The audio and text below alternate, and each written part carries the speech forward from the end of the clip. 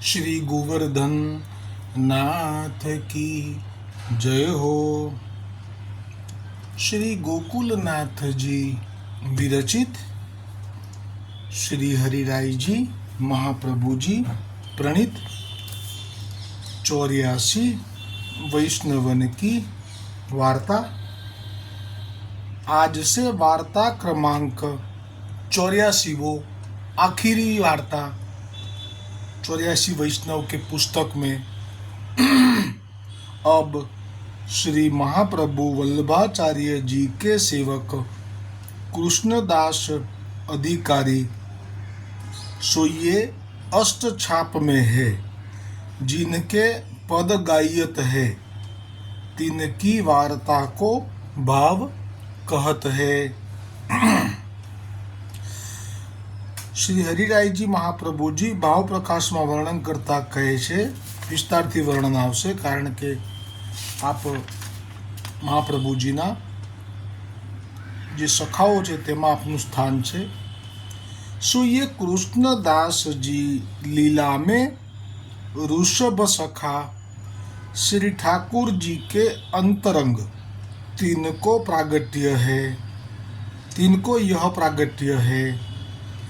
आज नाम छे ऋषभ, ए सुखदेवजीए भागवतजीमां ज्यारे गोलोकथी ठाकुरजीए प्रगट थई अने जे लीला शरू करी भूतल उपर, एमां आपमां जे सखाओना नाम आपे वर्णन कर्या छे अने गर्ग संहितामां पण नारद मुनिए तेमां आ सखानुं नाम पण छे ऋषभ सखा। जेवी रीते श्रीदामा सखा जे नाम छे ए गोविंद स्वामी थईने आप आव्या भूतल उपर। जेवी रीते सुबल सखानुं जे स्थित स्वामी थईने आव्या ए सुबल सखा थईने सुबल सखा छे। एवी रीते चतुर्भुजदास ए विशाल छे। कुंभनदास जे हमणे प्रसंग गयो जे लीलामां प्रवेश करी गया, ए बे स्वरूपे प्रवेश करी गया। एक अर्जुन जे आप सखा छे नित्य, एटले अर्जुन रूपे आप दिवसनी लीलामां साथे रहेशे गौचारण वखते, अने जे निकुंजमां प्रवेश कर्यो ए विशाखा सखीए। ए रीते बे स्वरूप छे। जेम के सूरदासजीनुं नाम लीलामां कृष्ण सखा छे पण निकुंज लीलामां चंपकलता। एवी रीते कृष्णदासजीनुं दिवसनी लीलामां ऋषभ सखा नाम छे और रात्रि की लीला में श्री ललिता जी अंतरंग सखी है। ललिता जी पोते अंतरंग सखी है। सो ललिता हूँ चारी रूप आपू को, आपू तो मध्या और श्री गोवर्धन नाथ जी की लीला निकुंज संबंधी अनुभव करे, और ललिता जी को दूसरो स्वरूप ऋषभ सखा होई के वन में संग जाए, दिवस की लीला रस को अनुभव करे, और तीसरो स्वरूप दामोदर दास हर्षानी होई के श्री आचार्य जी के संग सदा रहते। तीनसो श्री महाप्रभु जी वल्लभाचार्य जी आप दमला कहते। सो तो दामोदर दास जी की वार्ता में भाव विस्तार करी के कह्यो है। जेवी रीते सूरदास जी बे स्वरूपे अहींया प्रगट थया छे कृष्ण सखा, एक सूरदास जी रूपे, एक पद्मनाभ दास जी जे चणावाळा छे ते रूपे। एवी रीते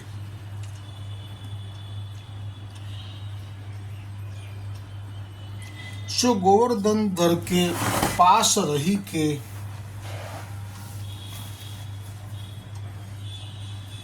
अधिकार किए, એટલે કે અધિકારી પદ ભોગવ્યું ઠાકોરજીની પાસે જ રહીને શ્રી શ્રીનાથજીની। सो श्री गिरिराज के 8 द्वार है, तामे बिलछू बरसाने सन्मुख द्वार एक बारी है। सो ता मार्ग होई के श्री गोवर्धन नाथ जी रास करण को पधारते। सो ता द्वार के मुखिया है। सो ये कृष्णदास गुजरात में एक चिलोतरा गांव है। चिलोतरा एटले चरोतर। तहाँ एक कनबी पटेल के गर्जन में। सो यह कनबी वा गाम को मुखी हतो। सो वो वा गाम में हाकिमी करतो, એટલે કે એને જે રાજા હોય એના તરફથી એ ગામની જવાબદારી હાકીમ તરીકે કંઈ પણ થાય તો જવાબદારી એની ન્યાય માટે રોકેલો. કોઈ પણ દુઃખ હોય ગામના લોકોએ તો હાકીમ પાસે આવવું પડે. એ કૃષ્ણદાસજીનો પિતા હતો.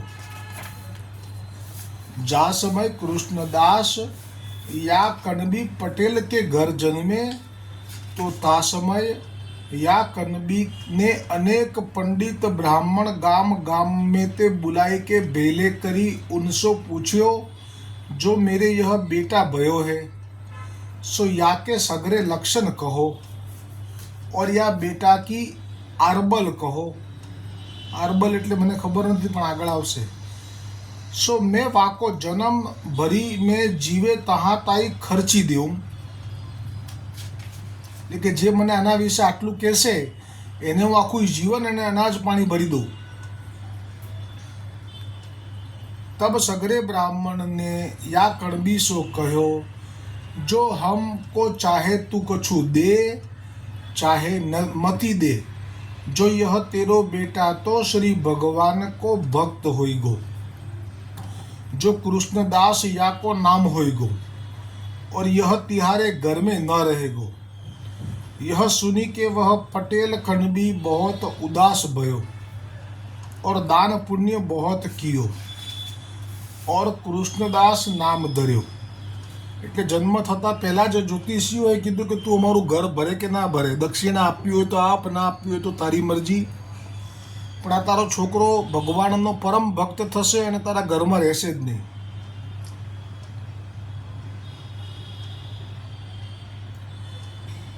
पाछे कृष्णदास 5 बरस के भये तब ही ते भगवद वार्ता कथा में जान लागे सो माता पिता न जाने देवे तो रोवे. એટલે જે વૈરાગ્ય હોય એ તો પ્રગટ થઈ જ ગયો. એટલે હવે તો બાળપણથી જ કથા વાર્તા જ્યાં સાંભળે ત્યાં તરત બેસી જાય અને જો રોકે તો રડવા માંડે, ખાન પાન છોડી દે. तब माता पिता ने कही जो या को जान देऊं. એટલે મા બાપ છે છેવટે તો જવા દે. तो यह अभिहित वैरागी ने सो प्रीति करत है सो यह वैरागी होइगो. जो मोसो ब्राह्मण ने आगे कहो હતો तासो या बेटा में प्रीति करी मोह मती लगाओ सो यह सबको दुख देगो. पाछे कृष्णदास जहाँ तहाँ कथा सुनते ऐसे करत कृष्णदास बरस 12-13 के भय. तब एक बंजारा एक दिन गांव के बाहर आई के उतर्यो सो किनारो माल सब चिलोतरा गांव में बेची के रुपया 14,000 कियो. હવે જે વણજારો છે એ વેપારી છે, બધું લઈને આવે ને બીજે ગામ વેચે એવું પણ કામ જોડે જોડે કરે. એટલે એણે જે કિનારો એ મને ખબર નથી આ કિનારો માલ એટલે શું, પણ આ બધો માલ જે કિંમતી હતો એ લાયેલો હતો. એ આ કૃષ્ણદાસનો પિતા જે હાકીમ છે, વડો છે એ ગામનો, એને બહાર ઉતરીને એણે ગામના લોકોને બધાને વેચ્યો અને 14,000 રૂપિયા ભેગા થયા વેચ્યો એના. 14,000 એટલે અત્યારના તો 14 લાખ કરતાં વધારે થાય.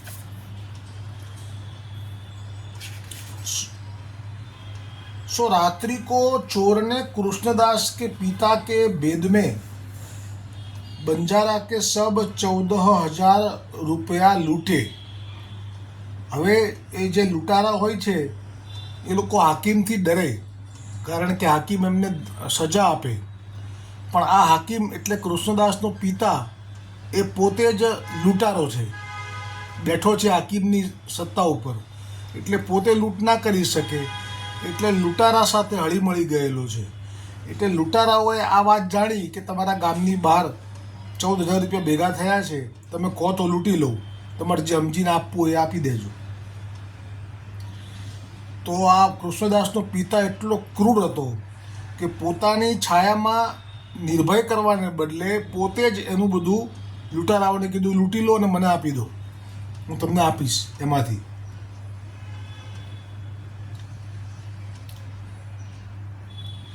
सो कृष्णदास के पिता के भेद में એટલે કે એની સાથે વાત કર્યા પછી बंजारा के सब 14,000 रुपये लूटे. सो 14,000 में से 13,000 रुपया कृष्णदास के पिता ने रखे सो यह बात કૃષ્ણદાસ ને જાની, કારણ કે આ બાળક છે અને ઘરમાં બધી ચહલ પહલ થાય તો એનું ધ્યાન પડી ગયું કૃષ્ણદાસજીનું કે મારા પિતાએ જ આ લૂંટ કરાવડાવી અને 14,000માંથી 13 તો પોતે રાખી લીધા, ખાલી 1,000 જ પેલા લૂંટારાઓને આપ્યા.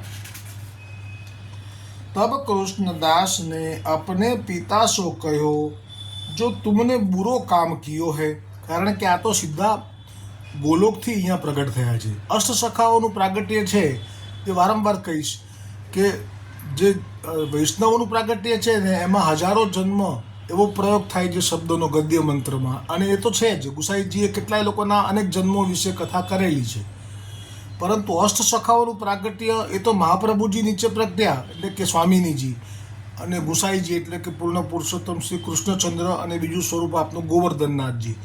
એટલે આ જે સ્વરૂપોની સાથે જે આવ્યા છે એ અષ્ટસખાઓ છે. એટલે આપનું પ્રાગટ્ય તો હમણાં જ થયું છે, અને અહીંયા પૂતલ ઉપર આવો જે જોયો પોતાનો પિતાનો દોષ આપ સહન ન કરી શક્યા, તો કહી દીધું પિતાને, જો તુમને બુરો કામ કિયો है, क्यों? जो तुमने रुपया पराए बंजारे के लुटाए के लिए सो तुम वाको दे डालोगे तब तिहारो कल्याण होएगो. સત્સંગ એવી વસ્તુ છે કે એ તમે ઘરમાં પોતાના પિતાને કરો, પણ એ જો અધિકારી ના હોય તો એના અસર ના થાય સત્સંગની. સત્સંગની અસર તો ત્યારે જ થાય કે જ્યારે જીવને ચારે બાજુથી માર પડે અને બરાબર ઘેરાઈ જાય અને એને બહુ જ દુઃખનો અનુભવ થાય, અને પછી એને સત્સંગની ઈચ્છા થાય. સીધું સત્સંગ કોઈ દિવસ કોઈને રૂચતો નથી. જેમ કે જે ભાગવતજીની અંદર આત્મદેવ બ્રાહ્મણને પુત્ર ન હતો અને એ આત્મહત્યા કરવા ગયો, અને પેલા ઋષિને જોયા અને ઋષિની પાસે જીદ કરી, અને ઋષિએ કહ્યું કે આ સત્સંગ કર મારી સાથે, અને હું તને જે કહું એવું કર તો તારું કલ્યાણ થશે. કલ્યાણ શબ્દ વાપર્યો, પણ એ વખતે આને કલ્યાણ શબ્દ અને જે સલાહ આપી કે ભજન કરવું જોઈએ, સંસારની અંદરથી આસક્તિ કાઢવી જોઈએ, તો એને ન રૂચ્યું. એણે કીધું કે આ તમે કરો, આ તમે જ કરવા યોગ્ય છો, અમને તો પુત્ર જોઈએ જ છે, નહીં આપો તો હું આત્મહત્યા કરી અને મરી જઈશ, પણ હું પુત્ર લીધા વગર તો નહીં રહું. ત્યારે કીધું કે તો પછી તું મરીશ નહીં, લે આ ફળ આપું છું. અને એ ફળ આપ્યું અને એની પત્નીને એવડાવવાનું કીધું, પણ પત્નીએ ગાયને ખવડાવ્યું અને ગાયથી ગોકર્ણ થયા, અને એની પત્નીએ પોતાની બહેનનો પુત્ર એ પોતાનો જેવ જાહેર કરી, અને છેવટે દૃષ્ટ પુત્રે આત્મદેવને ખૂબ માર્યો, પીટ્યો અને ઘર લૂંટી લીધું. ત્યારે એને સત્સંગ યાદ આવ્યો કે જ્યાં પેલા ઋષિ કહેતા હતા એ સાચું હતું, સાધુ કહેતા હતા એ. અને હવે ભૂખ લાગી સત્સંગની, એટલે ગોકર્ણ જે ગાયથી પુત્ર થયો હતો ઋષિના ફળના વરદાનથી, એ હવે એ જ પુત્ર પાસે ગયા અને કહ્યું કે મારો ઉદ્ધાર કરો. અને છેવટે એ જ વાત કરી કે સંસાર એ તો મોહરૂપ છે, અંધારો કૂવો છે, આમાં પડ્યા પછી કોઈ બહાર નીકળી શકતું નથી, તમે નીકળી જાઓ. તો કે શું કરું નીકળીને? ત્યારે કહ્યું કે શ્રી કૃષ્ણચંદ્ર ભગવાનની કથા વાર્તા શ્રવણ કરો અથવા વાંચો. અને એ ભાઈએ આત્મદેવ બ્રાહ્મણે સળંગ એ વખતે 60 વર્ષની ઉંમર હતી, એક આસને બેસીને રોજ અમુક કલાક ભાગવતનો 10મ સ્કંદનો પાઠ કરી અને ભગવદ પ્રાપ્તિ કરી લીધી હતી. એટલે અહીંયા પિતાને કહી રહ્યા છે કે तुमने बुरो काम कियो है, क्यों? जो तुमने रुपया पराए बंजारा के लुटाए के लिए सो तुम वाको दे डालोगे तब तिहारो कल्याण होएगो. तब पिता ने कृष्णदास को मार्यो, बाप छे ने, और कहो तू काहू के आगे मती कहियो, जो यह हम गाम के हाकिम है और हाकिम को यही काम है, बोलो. तब कृष्णदास ने कहो जो अब तुम खराब होंगे सो यह कही के चूप होई रहे. हजी पण मार्या पछी पण एवुं कई दैवी जीवो होय छे, योगभ्रष्ट ए कोई दिवस डरता નથી કોઈનાથી. એટલે માર ખાધા પછી કીધું કે હવે જુઓ કેટલું ખરાબ થશે, તમે જોજો, પરિણામ જોજો આનું, આવું કહી દીધું. સો यह कही के चूप होई रहे. तब सवारो भयो तब वह बनजारा चौतरा ઉપર રોવત આવ્યો. હવે એ ન્યાય માટે આવ્યો, જેમ અત્યારે નથી કેવું, ન્યાય માટે આવ્યો. आय के कृष्णदास के पिता सो कहो जो हमको चोर ने लूटियो है. तब कृष्णदास के पिता ने कहो जो तुम गाम में क्यों न रहो, जो अब हमसो कहा कहते हैं। ઉપરથી એને લડ્યા કે તું ગામમાં રહ્યો હોત આ બધો સામાન લઈને તો કદાચ અમે જવાબદારી લેત, પણ તું તો ગામની બહાર રહ્યો છું તો हमारी जवाबदारी ना कहेवाय। ऐसे कही कि वाह हाकिम ने अपने मनुष्य सो कही, जो या बनजारा को गामते बाहिर काढ़ी देऊं, जो सवारे ही रोवत आयो है। तब मनुष्य ने काढ़ी दियो, सगरी पूंजी गई और वह महाविलाप करे। सो कृष्णदास दूरी ते दौड़ी के वाके पास आए। એટલે પિતાએ માર્યો કૃષ્ણદાસને કે કૃષ્ણદાસ ડરી નથી ગયા, આ તો પહોંચી ગયા એની પાસે, વણઝારાની પાસે। तब कृष्णदास को दया आई गई। तब कृष्णदास मन में विचारे, जो पिता को बुरो होय तो सुखे न हो, परंतु या बनजारा परदेशी को भलो करनो।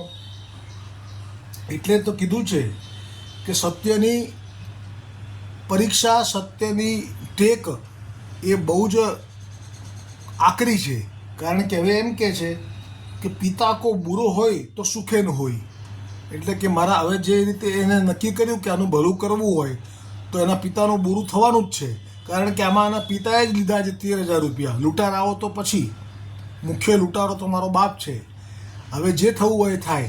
એટલે તો કીધું છે કે સાચને નાવે કોઈ દિયાચ, સાચને નાવે કોઈ દિયાચ, સત્યનો વિજય સદાય છે। સાચને નાવે કોઈ દિયાચ, સાચને નાવે કોઈ દિયાચ, સત્યનો વિજય સદાય છે। અગ્નિ પરીક્ષા છે સાચને ના આવે કોઈ દી આંચ। અગ્નિ પરીક્ષા છે સત્યની પરીક્ષા।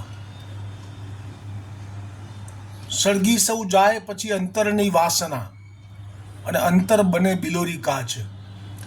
એટલે સાચને ટેકવવું અઘરું છે। આ તો પિતાનું હવે અકલ્યાણ થઈ શકે છે આમાં, છતાંય